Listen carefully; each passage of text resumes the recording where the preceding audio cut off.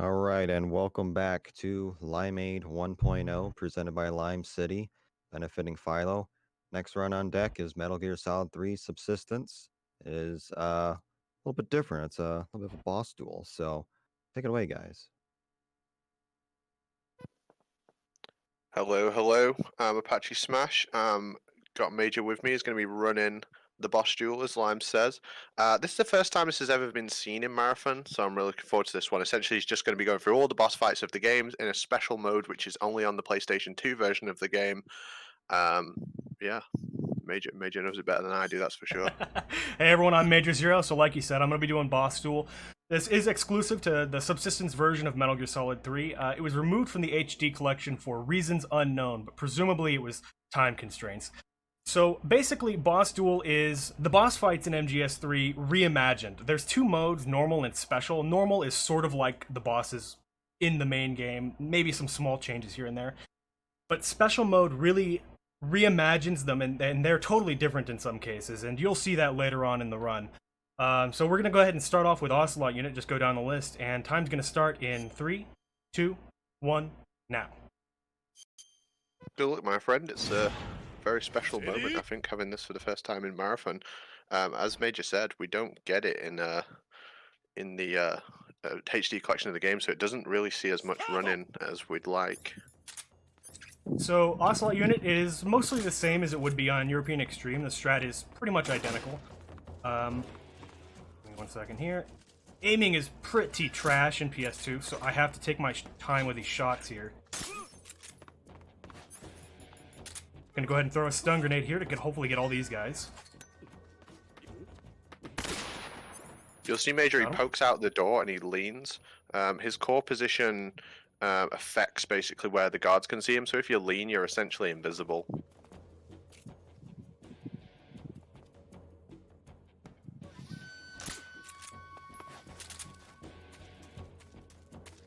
Alright, and that last shot I actually did with auto-aim. There's a guard over there who's just at the perfect height so that he gets shot in the head when I just auto-aim at him like that, and that is Ocelot Unit. Moving on to Ocelot.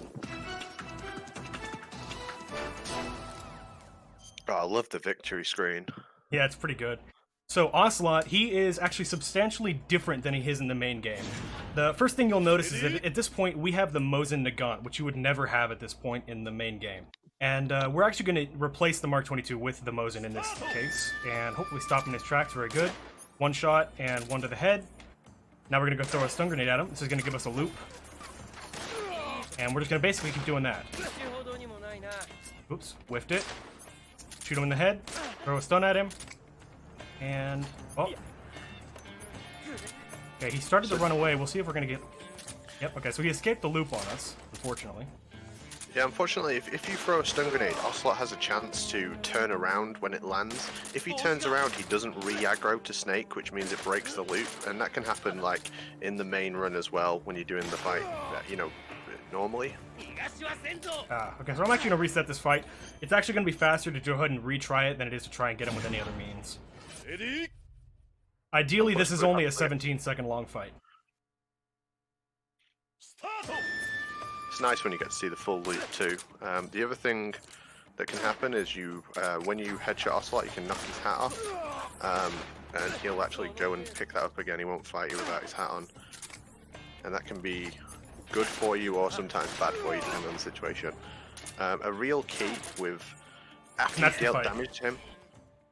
Sorry to interrupt you. Yeah, no worries. A key to the fight is like after you've thrown the stun grenade, you need to equip your weapon almost immediately during the first few frames of after Snake lets go of the grenade. So this is the pain. He is by far the hardest fight on PS2. This could go any way. It's really phase 2 that gets challenging because on PS2 he throws the bullet bees at you, and on PS2 you can't dodge them. However, on HD collection, if you just stay in first person, the bullet bees will never hit you. So on PS2, I'm gonna have to actually account for that and do a fairly risky strat to try and account for them. It's literally tied to the frame rate, so if you use the emulator version of this game and make it run at 60 frames per second, that like glitch also happens, so it's literally because the HD collection runs at a higher frame rate. Yep. So I'm gonna go for score here ideally, so I'm gonna throw a stun grenade into the water and try to get as many of these fish as I can. Hopefully I just get lucky and get him. I got one.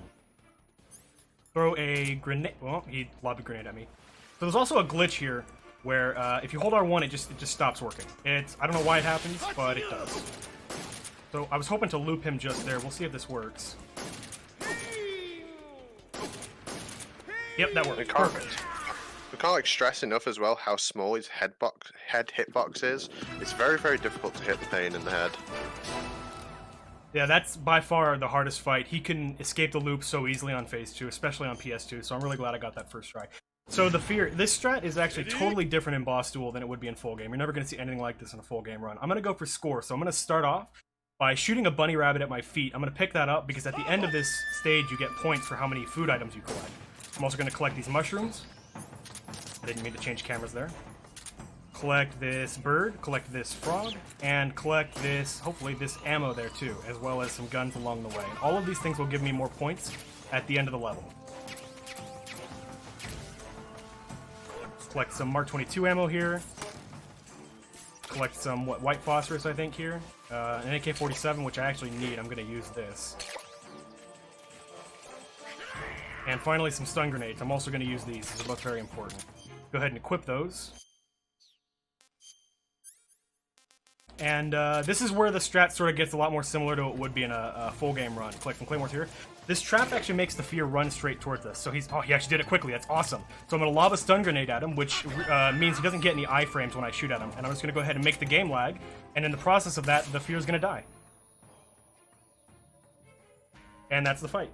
Very quick, hard to explain all that in one sitting, but basically you throw a stun grenade at him, and then any lethal damage done to him turns into non-lethal damage, and he has no iframes. And that was actually a PB. Awesome. Nice. I think that might have actually been world record, because I think it was only like 75 points off the world record. So, moving on to the end. This fight is basically all RNG. In full game, the end always spawns in the same location at a cliffside that's going to be basically right in front of me here when I start the fight. He can never spawn there in special mode. In fact, he can't spawn anywhere in this room. So what I'm going to do, I'm going to run to the closest spot that he can spawn at and hope that he's there. If he's not, I'm just going to run through all of his potential spawn locations and hopefully get him. He has like 32 spawn locations or something like that, so I'm going to hopefully be as quick as I can with them. Now, something unique about the end fight in special mode is that you are actually a one-hit kill. If he shoots you once, you're dead, and you have to restart the fight. But thankfully, the end is also a one-hit kill for you if you get a headshot on him. So hopefully he's going to be right there across the river. He wasn't, so I'm going to move on. He can also spawn up on this cliff up here. It looks like he didn't. He can spawn up behind those boulders back there. And it looks like he didn't. Moving on. Something you can do in full game when you play casually is you can go into the map and enter the Konami code, and it will show you where the end has spawned. You can't do that in this special mode, so if anyone's thinking of like cheese in it, you literally can't. But if you were doing a full game boss duel run, nice dude. I was really lucky. So I don't know if you noticed, but I had like 1 pixel of health left. That's really unlikely that he'll actually not do a one-hit kill on you. Normally, 99% of the time, it is a one-hit kill. That the Konami code actually doesn't work in Boss Duel, which is very strange, yeah. But it is a cheat code after all. So this is the Fury. If he goes barrel side, I'm gonna try to lethal him. If he goes non-barrel side, okay, he went non-barrel side, so I'm gonna non-lethal him. And basically that consists of me spamming Mark 22 shots at him to bring his stamina down. I'm going to bait him into shooting his flamethrower at me, which is then going to make him try and jump away. And I'm just going to keep repeating that loop until he's dead, ideally.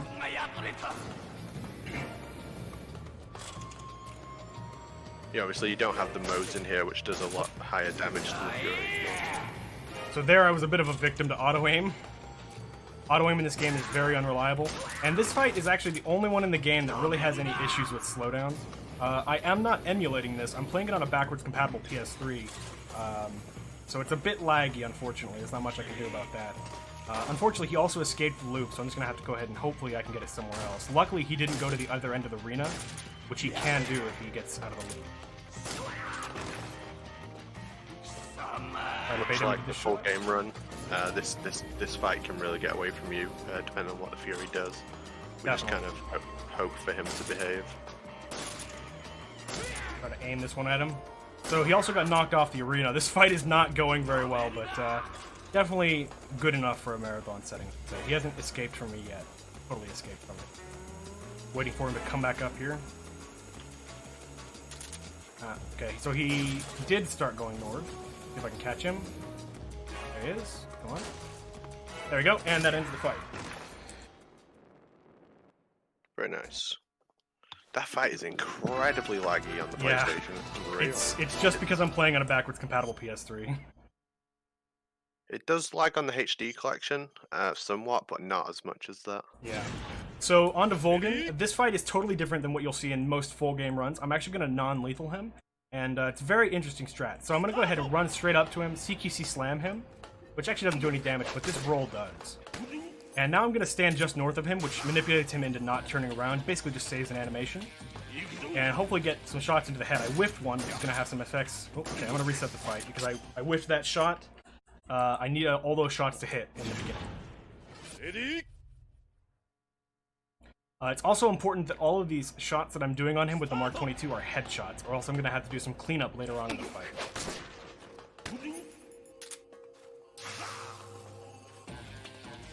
Yeah, we were actually discussing about Volgin, whether headshots or body shots mattered. And we had to actually go and test it. We didn't even know until recently. Like, we just hadn't bothered to actually look. 3 attempts is very rare for Volgin. These shots aren't that hard. I'm just whiffing them. It happens. It happens.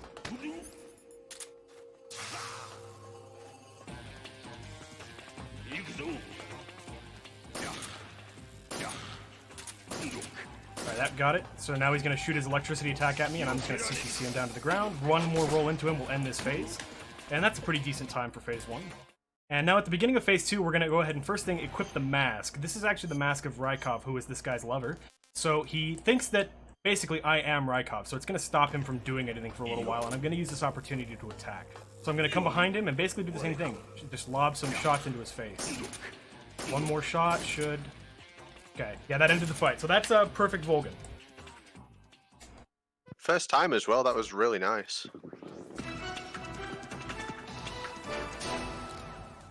I really like how they use the map to do the different victory screens. Definitely. Like, On to bike chase. I'm trying to select it, but it just won't go. You can hear me mashing the button. It won't work. I think it's broken. I think it's broken. I think it's just a bug in the game. I'll have to skip it. Sorry, guys. Yeah, we're gonna have to skip that Luckily, one, that one's just an auto-scroller anyway. It's 3.5 minutes of doing absolutely nothing. So I'm just going to move on to Shagohod. So the Shagohod's actually a pretty interesting fight. First thing, I'm going to open up with the RPG. Hopefully get the loop. What I'm going to do is I'm going to time my first RPG shot specifically so that it gets him before he attacks, but after he attacks, but before he moves. And that's going to stop him from doing anything. Now I can just lob some shots into the back here. Wait for his iframes to go away, and, well, he escaped it. So I'm going to do that one more time. I'm going to also shut up for this one if you, Apache, want to go ahead and commentate it for me. Yeah, of course. So we have an infinite loop for the Shagohod, essentially. It can break out at random times. It can be very unreliable. The most important shot is the one at the beginning. We're lining up, there's like a dot in the tread, and we have to wait for a very specific time to shoot it. We're going to say it's frame perfect, like all the other tricks we perform in this run. And then you'll have a chance to dig the back of the Shagohod twice, and then again shoot the tread before it begins to turn around, and Eva will just park behind it. So it kind of takes the RNG out of the fight if it's performed perfectly, but it is very difficult to execute, and as I say, occasionally it will just break as well, and there's kind of nothing we can do about that. So this is looking really good so far. As I say, it's going to let you damage that tread again. It can break out like this later into the fight, but we managed to get like half of its health almost immediately. Once we're back into the normal stage of the fight, we're kind of at the mercy of Eva, driving around the Shagohod at like a decent pace. Sometimes again you'll see that Major was hitting the tread, but it just wasn't dealing the damage or immobilizing him. That can happen too, and this fight we've improved our knowledge of it massively recently, but it's still somewhat of an enigma, and getting a perfect Shagohod in a run still kind of feels a little bit like RNG, which is very frustrating because it's right at the end of the run as well. Here, for some reason in boss duel, it kind of spawns you in a random place to hit the Shagohod to begin with. So if the Shagohod's tread is damaged, Volgin will turn and look at it, but if you damage the tread and it makes Volgin face towards you, you can't actually damage him because he's still looking your way. Very frustrating. Mage going with a non-lethal strategy here, using the Mosin Nagant. And he has much lower ammo than you would in the full game. In the full game, I think you have 10 rounds. The RPG, I think you started with 5 here. So it's kind of frustrating, but that was decent. So actually, strangely, in special mode, the Mosin Nagant does the exact same amount of damage as the SVD, so it doesn't actually matter if you go for lethal or non-lethal, thankfully. Because the non-lethal kills actually get you a 10k score bonus at the end, so it's very important that we get that. So the boss, the loop is going to be very similar as it is in the full game run, however she spawns in a different place. So first thing I'm going to run north and west here, so that way she sees me from behind the tree. Go ahead and counter her CQC. And we don't get the Mosin, so we're going to have to use the Mark 22. 1, 2 in the head, and a slam. Now normally in the full game we would throw a smoke grenade here, but we only have one, a stun grenade. I only have one of those in boss duel, so I'm just going to kick her and try to bait her into CQC charging me again. Unfortunately she didn't. So that's guaranteed, and in full game that CQC charge would be guaranteed after the first knockdown. But obviously this fight runs a little bit differently because of it being boss duel. So now I'm going to use my only stun grenade. This is basically how you would do it in the full game. You would look up, throw it, and then change to your next weapon, ready to attack. The reason I throw the stun grenade here is because if I throw it any earlier, she'll break out of the loop completely and basically just run away from me like she did before. And she'll do that like 3 times. So it's very important that I use that stun grenade there as opposed to anywhere else. So now we got the charge. This is what it should have been after the first counter. And time's coming up here on the last hit of the boss. So 1, 2, and that's time. Well done, my friend. That was very well executed. Some minor hiccups on a couple of the bosses, but you know, it happens. I really enjoyed seeing that for the first time in Marathon. Yeah, I really enjoyed playing it. It's the first time this boss duel has ever been shown in a marathon setting ever in the world, as far as I'm aware, and I'm very happy to have shared that with all of you. If you're interested in playing boss duel, like I said, it's exclusive to Subsistence. Pick it up at your local GameStop or Best Buy, and have a go. As always, I encourage you all to support Philo. It's very important to me that he gets the help that he needs. So all donations, all bits, and all subscriptions go to Philo for the entirety of this event. So please do help our good friend Brandon over here. Thank you very much. And yeah, coming up next will be me running Metal Gear Solid 3 European Extreme, wearing the tuxedo. It's going to be an excellent run. We're going to go to a short intermission.